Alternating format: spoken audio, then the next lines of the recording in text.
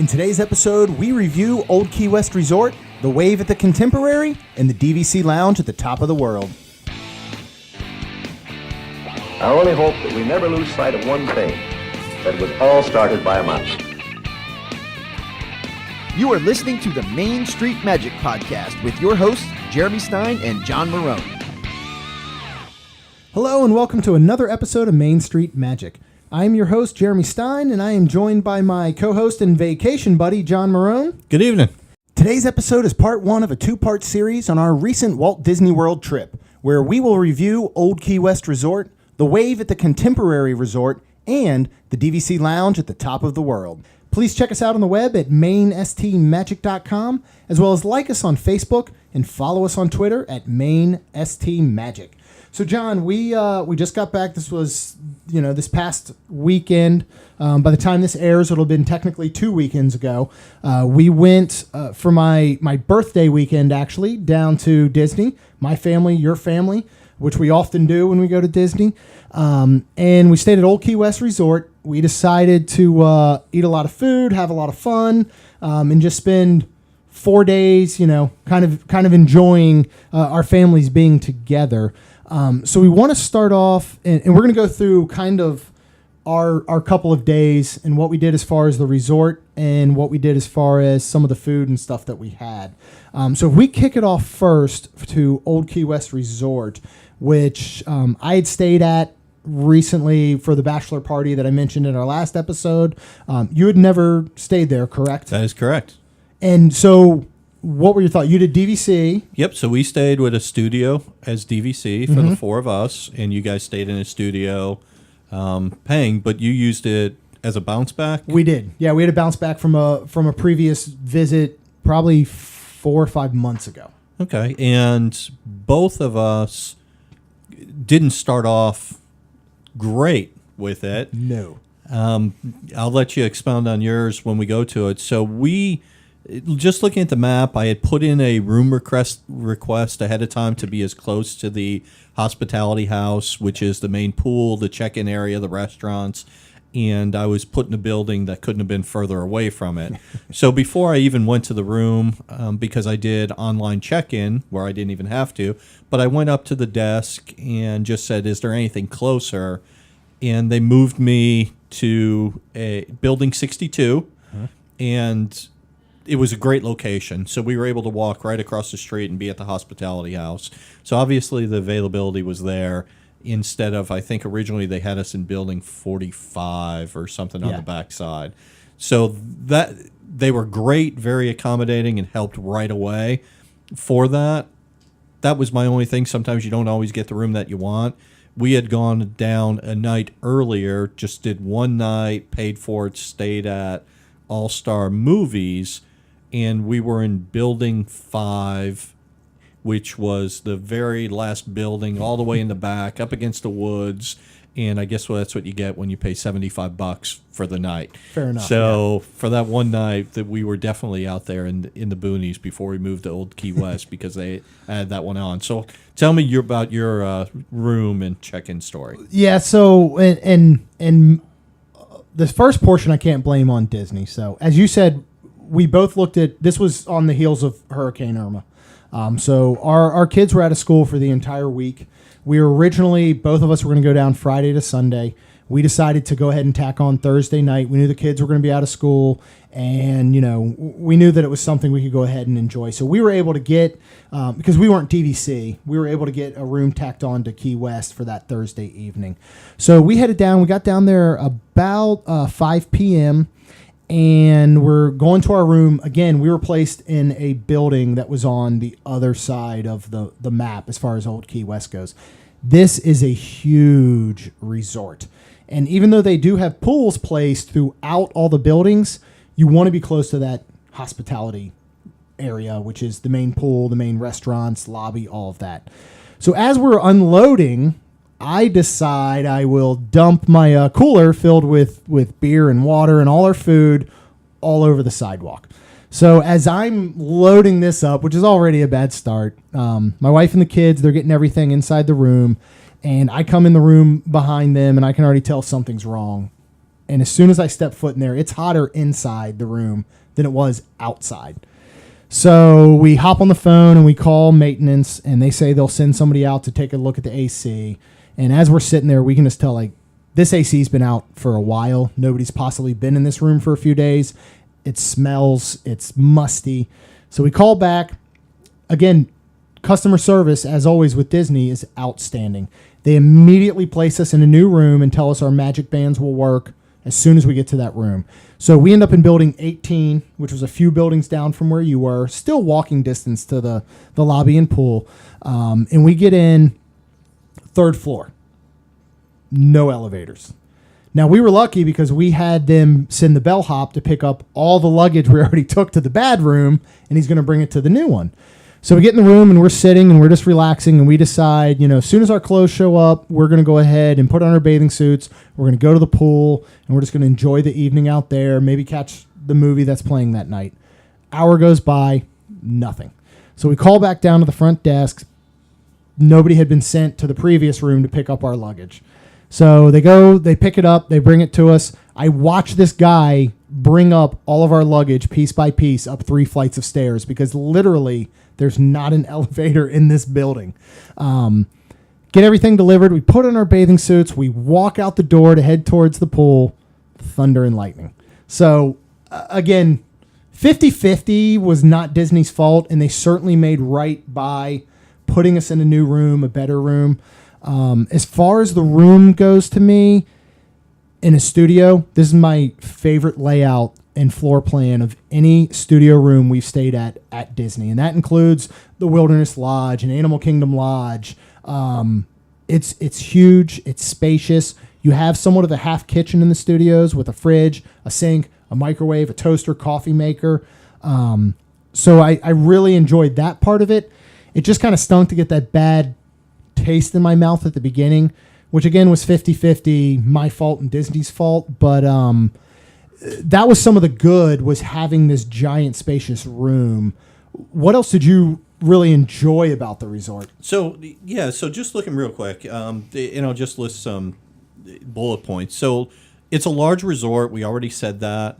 The rooms are also larger because it's DVC. Yeah.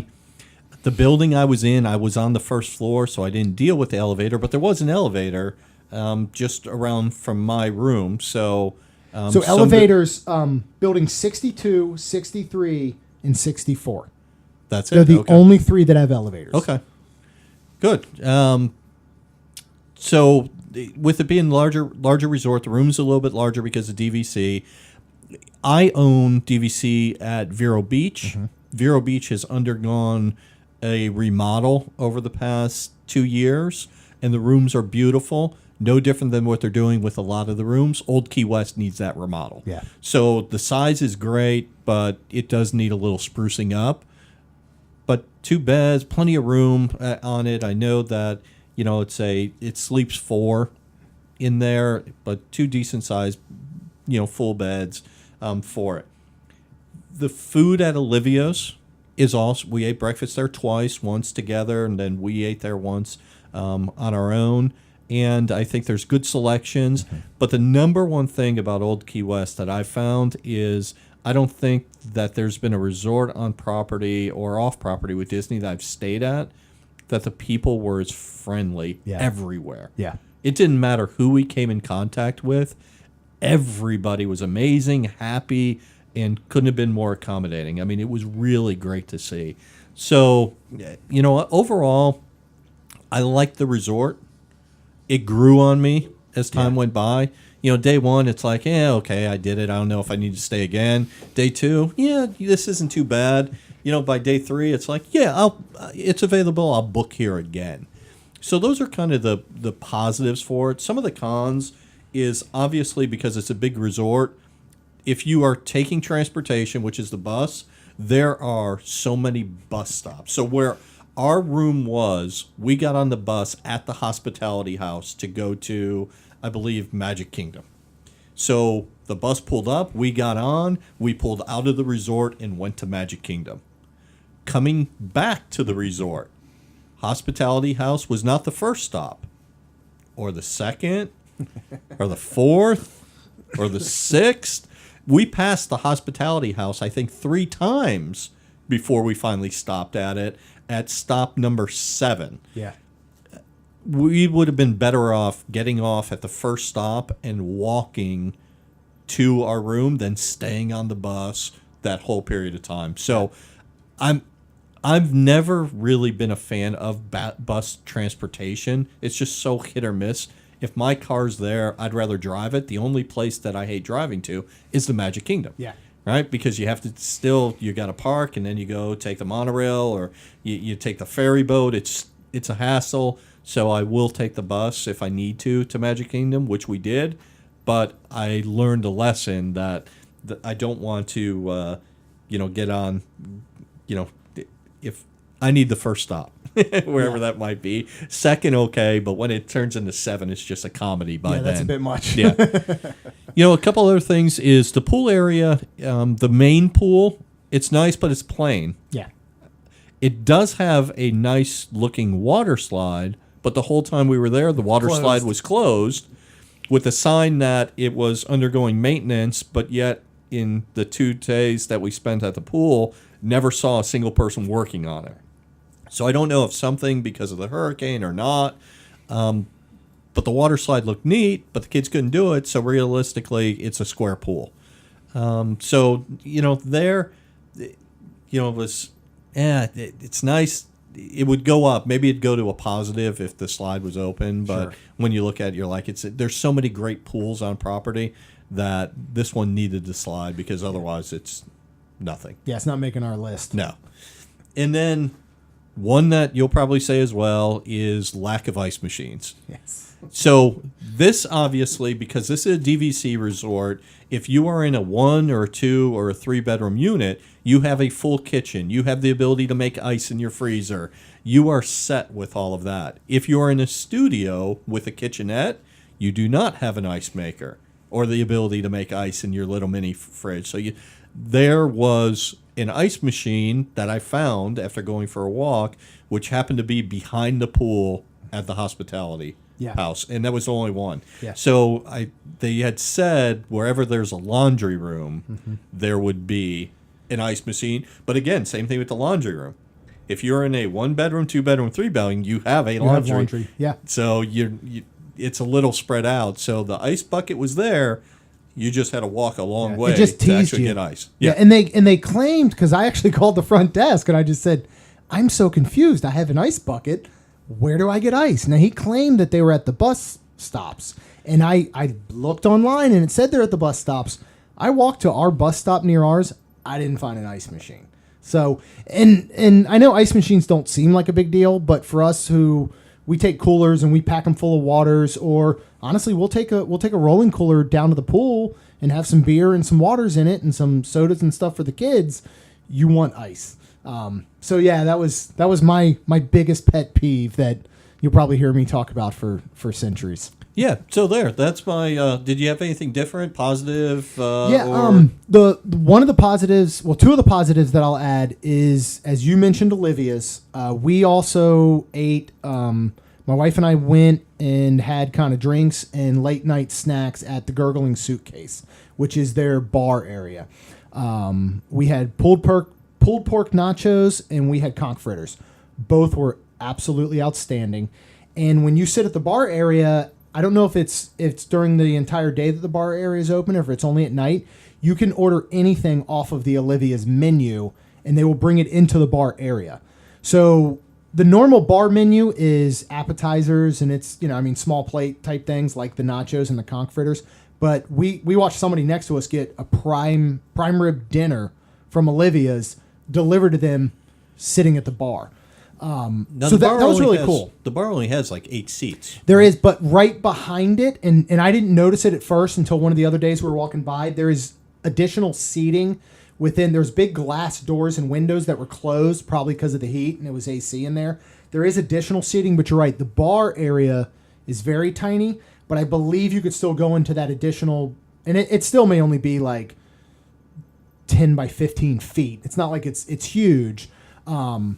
But I thought the fact that you could get any of the Olivia's menu was pretty cool without having to go into Olivia's.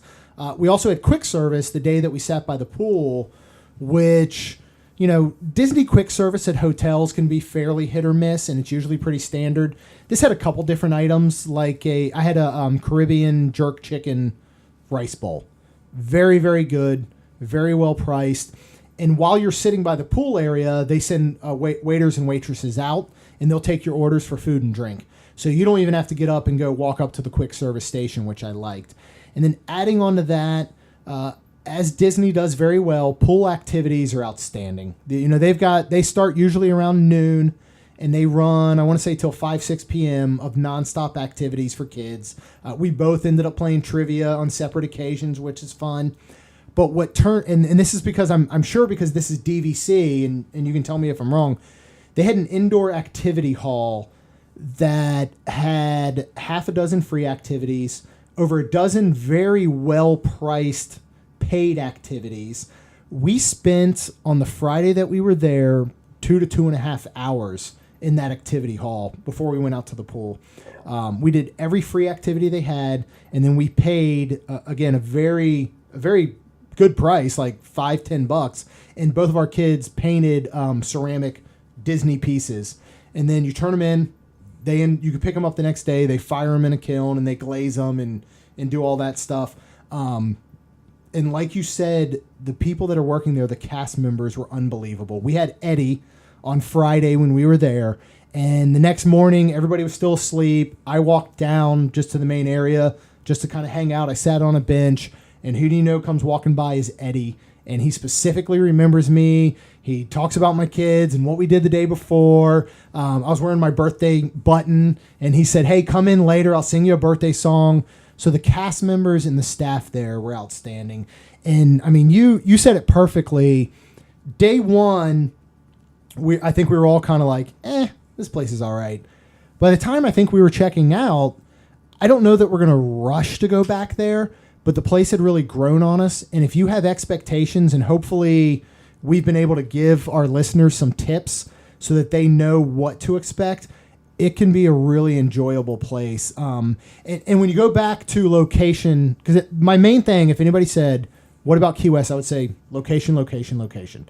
And buildings, the preferred buildings, which you can request at no additional charge, doesn't mean you'll get them, but you can request them, are 11, 12, 13, 14, 23, 24, 25, and 26. And that's going to put you in a decent walking distance of the main hospitality area, the pool, lobby, all of those things. So, I think if you walk in with certain expectations, like many things with Disney, you wouldn't be disappointed. We know what to expect. I'm sure we'll stay there again sometime, even if we don't rush back, next trip. But I think overall, we ended up enjoying it in the end. So we spent a day by the pool. You guys spent a day by the pool. The Friday night that we were there, which was our pool day, you guys hit us up and said you just got reservations at the Wave, at the Contemporary Resort for dinner that night, and told us to hop on My Disney Experience. We hopped on. We got a reservation for the four of us at the exact same time, and we headed to the Wave that night for dinner.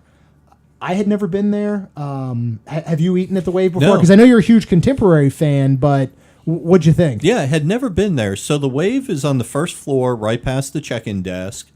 The Wave is, if you haven't been there in a long time, it used to be where the little quick service and the arcade was before they moved it up to the fourth floor. Okay.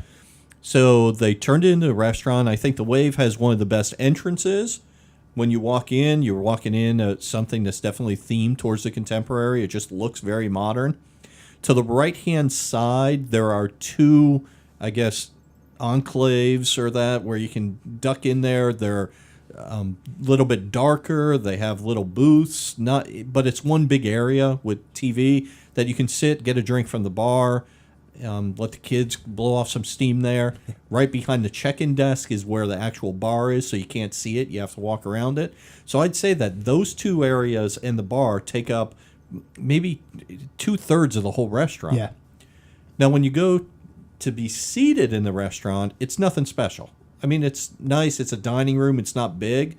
But the one thing I had always heard about the Wave is the Wave puts itself out there as being organic, right? They're going to use sustainable fish. They're going to be fresh on the produce, a little bit more organic. And looking at the menu over time, I'm like, yeah, it's okay, but it doesn't really interest me. So we had never booked there. When we found the table, and there was a reason we picked the Wave, because later that night we were going to go to the top of the world to watch the Hollow Wishes fireworks. And we'll talk about that in a minute. Booked it, and it is one of those things where we went in there, no expectations. Yeah, none. I left there, and I thought it's one of the best restaurants that I've been to at Disney. Yes. I mean, the menu was good. The service was good. The food was really good. So, just looking at some of the food on that, you guys had an appetizer. My wife had an appetizer, and it was the same one, and it was bacon and eggs. So pork belly with a cooked egg and cheese grits on it. I tasted it. It was wonderful. You ate it. Yeah. And I will say right now it's the best food item I've had at Disney. yeah, it's great. $12.50 Yeah. for that. I went with the cheese board, bunch of different cheeses, almonds, different types of fruit and everything with it. Your daughter shared it with me. Enjoyed it? Yes. Which is great. I enjoyed it. $15.50 for the cheese board. It's big. Definitely you want to share it with somebody. But 3 different types of cheese and everything that goes with it. So I thought the appetizer's great. Yeah. On the entrees, if I go to the kids, my son is a very picky eater, but they had grilled cheese, but it was rainbow grilled cheese. That was so cool. So it came on bread that was multicolored. The grilled cheese, he thought it was amazing, and he ate it up. His twin sister is a steak fan, so for the kids, they have beef kebabs, and she ate those up and thought they were wonderful. So that was it. What for the kids for yours? Yeah, same thing. So, Kaylin, my oldest, had the beef kebabs. Lacey pretty much just picks off everybody's plate when we go to places. But yeah, I'll agree with you. I know we did an underrated episode and we did the parks. When we do an underrated episode outside the parks, this will be my number one place. I had heard of the Wave, but I've never heard it talked about really. Nobody talks about this place. I was blown away. I had mentioned before that I think one of the best total meals I had was at Cinderella's Royal Table. This blew that out of the water from beginning to end. You're right. It's a large dining room, but the atmosphere is nice. It's fancy without being too fancy, so you feel perfectly fine going in there with your family and your kids. Service was outstanding. Craft beer selection, because I like to try craft beers at places, was incredible. The bacon and egg appetizer was one of the best things I've ever eaten. That could have been a meal on its own. And then I ended up getting the braised short rib for my meal, which, again, I'd put it up in the top 5 best things I've ever eaten at Disney. The only thing I would change was pork belly appetizer, braised short rib for a meal. I think I had 2 craft beers. So by the end of it, I was struggling to head to the top of the world. Luckily, it wasn't like Key West, and we actually had an elevator. But I will put this at the top of my list at restaurants that I've currently been to at Disney. And you want to talk about a great, I mean, it's not even a tip. It's just telling you we got reservations that day.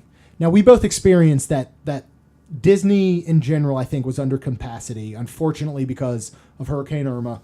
I can only assume that many people who had week-long trips had to cancel them.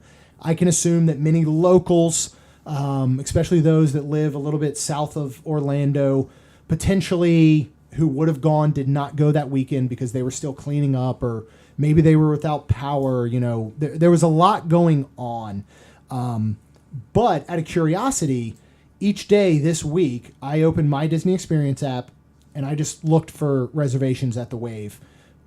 For that night, for a couple nights ahead, for this weekend, never had a problem finding a reservation. So if you want to find an incredible meal at the Contemporary, which is one of the best hotels at Disney, the Wave. I mean, that's where it's at. You can get a last minute reservation, and you're gonna love it. So we finished up there, and we were so fortunate to be there with you guys because you took us to top of the world over there at Bay Lake Tower to catch the Hollow Wishes fireworks. So do you want to talk a little bit about that? And is that something you guys had done before as DVC members? We had. So one of the benefits of DVC is there is a lounge on the top of Bay Lake Tower, named Top of the World. Well, that used to be the name of the restaurant where California Grill is right now. So the Top of the Contemporary back in the old days was called Top of the World. Now it's California Grill. So this is kind of that homage to that. You check in at a desk down in the lobby. So when you walk in, they scan your band. If you are a DVC member and you are staying on Disney property, you do not have to be staying at a DVC resort. So if I would have been staying at All Star Music for my $75, I could have went to the Top of the World that evening. So as long as you are a DVC member. As a DVC member, you could bring guests up with you. I had asked before how many guests could I bring, and the comment was, well, if you bring over 25, let us know ahead of time so we can make arrangements. It's a Main Street Magic meetup for Right. me Yes. in the future. So, there were 4 of us who were members, 4 of you guys who were not. So the 8 of us went up. They walk you down the hallway, take you to the elevator, swipe the key, press the top floor, and up you go. Walk down the hallway, and it's a nice lounge. I mean, the lounge has some high top tables, about 3 or 4 of them up against a glass window. They have some couches in the middle. They have a bar with seats at the bar. And then they also have a little area that's some couches with a kind of a curtain in front of them as well. They have a nice cocktail menu. They have some small bites as well as some desserts. By eating at the Wave, we didn't want to eat anything, so we did have some drinks. But again, service was great. Yeah. You walk outside to view the fireworks. You can stay inside to see them, but the best view is you go outside to see the fireworks. And there's, just like at the California Grill, there's an outdoor viewing deck. The music's piped in, so you're able to see it. So we had a great spot there to be able to see them. But one of the things they do is about 30 or 40 minutes before the fireworks, our server came around and put a little tent on. We had 2 high top tables, and the tent just says this table is reserved. So when we walk out to watch the fireworks, nobody can come in and take our table. So again, we knew we were leaving right after the fireworks, so we said, that's fine, go ahead, we'll close up and go. But it's just a nice place. So I had been up there before. I always love seeing the fireworks. Yeah. And if you're not in the park, and there it is, that was a Halloween party, we didn't pay for it. So for being able at 10:15 to see Hollow Wishes up there and have it piped in, kids loved it. To me, a great experience, and it's a nice location. Yeah, I got to say, that was one of my favorite experiences that we've had at Disney, was going up and seeing that. And being able to see the fireworks and have the music, again, like you said, pumped right in there above your head. Like, short of standing there on Main Street, that's the next best thing. And in some ways, it could end up being better, just in the sense you get to see it from an angle you never get to see it before. So you kind of get to take in all these things. Like, you can see, Space Mountain was all lit up, and then you see the Astro Orbiter is still going and spinning, and you can see the castle and the fireworks and everything. That was one of the coolest things, I think, that we've done at Disney. So yeah, we absolutely loved getting the chance to go up there with you. Thanks for listening. Don't forget to subscribe on iTunes and leave us a rating and review. And check back for part 2, where we talk Sandcastle Club, Flying Fish, and the go-to late night spot on the boardwalk.